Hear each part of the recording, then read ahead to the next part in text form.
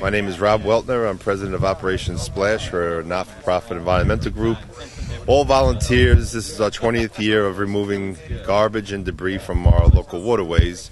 And so far in 20 years we've removed over 400 tons of trash, and a lot of them plastic bags. I have a lot of friends who are baymen who make their living out on the marshes and the bays clamming and collecting bait for fishermen.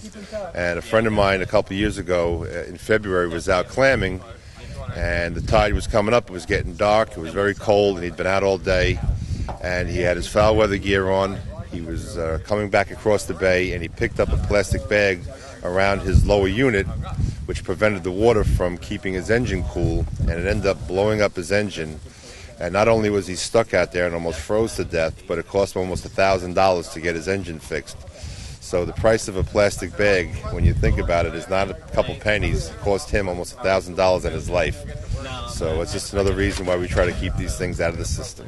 In 20 years of doing this, plastic bags were not always out in the environment. They're kind of new. Everything used to be paper, and that's how, we're trying to save the trees, so they came up with plastic bags.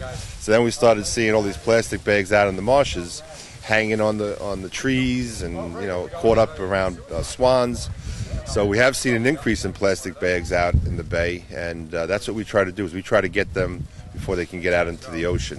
We were out the other day with the Delphi University doing some water research, and just in about the 300-foot stretch of marsh, we picked up 5 plastic bags.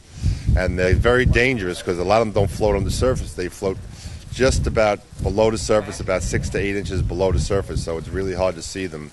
But those are one of our primary targets out there. When we see one of those, we stop all things to make sure we get it out of the system. You can find out about Operation Splash at operationsplash.org.